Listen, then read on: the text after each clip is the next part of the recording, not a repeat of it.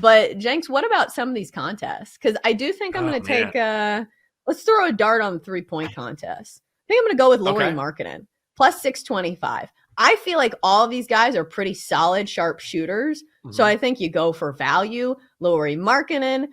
We know he was a trendy pick last year. He's been in the 3 contests before, which I think is an advantage. So I'll go with him. And I kind of want to take a small look at Tyrese Halliburton because he's the hometown guy. You know, this game is being played, All-Star Weekend in Indianapolis. He's 5-1. But Damian Lillard, your favorite for a reason. But it just feels like in these type of things, you don't take the favorite. You can take somebody, with longer odds just because it's kind of a crapshoot. Yeah. A lot of it is just execution and hitting the money ball. Mm-hmm. Yeah, I agree. So to me, this comes down to, this is just like a heat check is all it is. And it's certainly some 3-point shooters are better than others. There's no question about that. There's a reason why Dame is plus 360. But I think part of that is the name, right? It's Damian Lillard. But ultimately for so many guys who are very good at shooting the 3-point shot, and it's interesting how this has evolved too, Chelsea, that maybe 10, 15 years ago, when people weren't taking 3-point shots like they do now. That's why scoring has gone up. Steph Curry had a lot to do with that because of how he's changed the game. You have so many guys that can shoot it from deep. To me, it's about who gets hot. So why not just take a couple? You could choose a couple guys who are great 3-point shooters who might get hot and get a lot of value there. Like I wouldn't mind taking Lauri Markkanen and Jalen Brunson each at plus 625. Both of them can shoot. They can get hot. There's a lot of value there. Why not? Well, and also it's crazy that even big men are contending in this because Karl Anthony Towns, who is bringing up the rear in this one, he's won the 3-point contest before. He's 8-1. Maybe it's not repeatable, but clearly he's got something going on. So it just feels like a wide open contest. You just, have a couple dart throws. Have yourself a fun weekend. Don't overthink it. I agree with that. What about the dunk contest? Here we go. Mac McClung, who won it last year, is your heavy favorite. Minus 225. Jacob Tobin is 5-1. Jaylen Brown, a little shocking that he's competing. He's plus 525. And Jaime Jaquez Jr. is 8-1. You laying the juice with Mac McClung? You could take all 3 of these other candidates, and if one of them wins, like you're still up money. So squarely you were betting against Mac McClung. But here's the problem.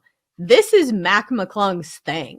He's probably been practicing for an entire year. So we know he's really good at this. He's not playing in the NBA. I feel like he probably wins it, but maybe you just don't bet on it. I don't know. Like Jaylen Brown has trouble dribbling with his left hand. I would love to bet on him and say, well, he's an all-pro. But then if he fumbles the ball, you're like, well, we knew this. Not the best dribbler. Gary, I wanted to ask you about some other storylines in the NBA and start with Doc Rivers, who certainly has a history there, and what's going on with the Bucks. I know it's early in his tenure, and Milwaukee hasn't been completely healthy, but the early results have not been very promising. Do we need to give him more time, or is there potentially a real issue here? Yeah, I do think he does need a little bit more time, but it's not like, usually when you get the new coach, like anything else, you get the new boss, new teacher, you're on your best behavior and you play better, you play harder. That just hasn't happened with Doc Rivers. They're 3-7, another embarrassing loss against Memphis a couple nights after losing to Miami by 20-plus points at home without Jimmy Butler and without Terry Rozier and Josh Richardson. So there's a problem there. And then the question is, can you solve problems like that mid-season? Can you flip the switch? But I don't know if a switch can be flipped, guys, because this Milwaukee team is not the 21 team. It's not the championship team.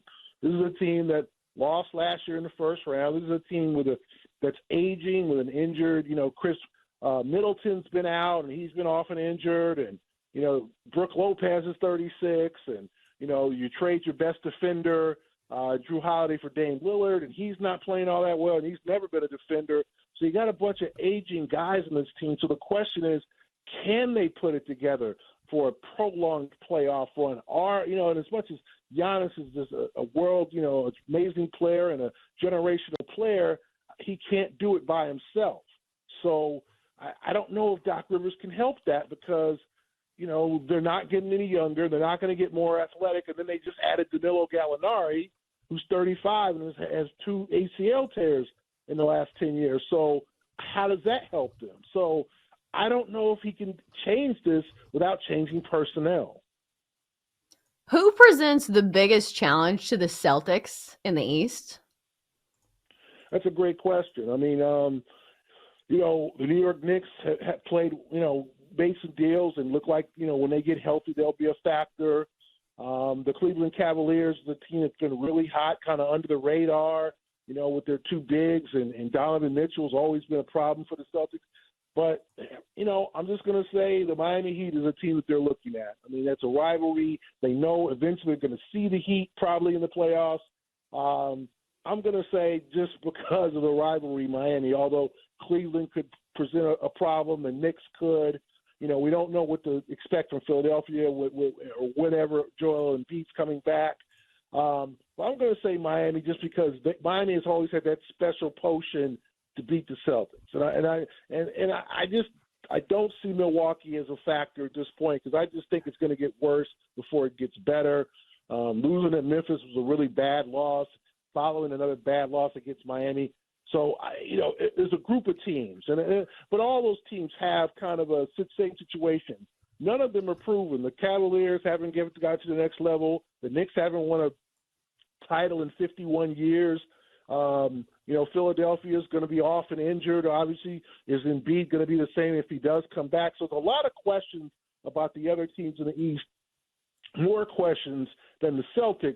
But, many of them could be a challenge. But I think this is the year for the Celtics to win this thing, I believe. I mean, it's panning out that way. It would not have shocked me to see Tiger go out and shoot 5-6 over par and just really struggle. But he looked a little healthier and a little more confident. He's in great shape, clearly. So if he doesn't shank it on 18, maybe he has an even par round. He was good at scrambling yesterday when he got into trouble. So I don't think anyone expected him to go out and win this tournament, but he actually looked better than I thought he would. Yeah, he looks like he was there for some of it. He's obviously going to struggle a little bit with consistency because also this is his first round of PGA Tour golf since the Masters of last year. So I think that we knew that there was going to be a little rust because that's with any player, especially coming off multiple injuries and especially coming off a long layoff because he's been playing golf. It's not like he's been sitting on the couch. Doesn't sound like something Tiger Woods would be doing. He has been peppering in some tournaments, played in a father-son tournament with his son Charlie, who, man, does that swing look good. So he hasn't been sitting around, but still, some rest was to be expected. If you want to bet live on the Genesis Invitational, Patrick Cantlay, your leader, is also your favorite. Live odds plus 350, Scotty Scheffler 6-1, Jordan Spieth 10-1, and he had a nice little day on the first round. Shot a 5 under 66. Jordan Spieth, I believe, is a Longhorn. Jenks, are you a Jordan Spieth fan? I love Jordan Spieth. Absolutely. He was awesome as a Longhorn. He's been awesome on the PGA Tour, and you can get him at 10-1. Now, I was going to put a little sprinkly sprink on Will Zalatoris at 14-1, but I love me some Jordan Spieth. Absolutely. A sprinkly sprink. Maybe that's going to be one of the house terms at Jenks Bet and Shanty on a beach somewhere.